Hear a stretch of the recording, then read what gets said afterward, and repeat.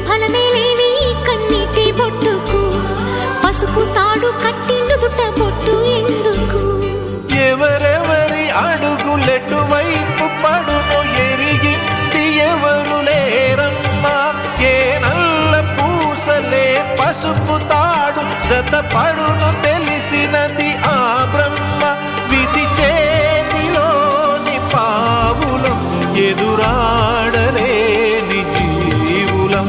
నీవైనా నేనైనా ఆ దైవం తీర్పు మన్నించాలమ్మా.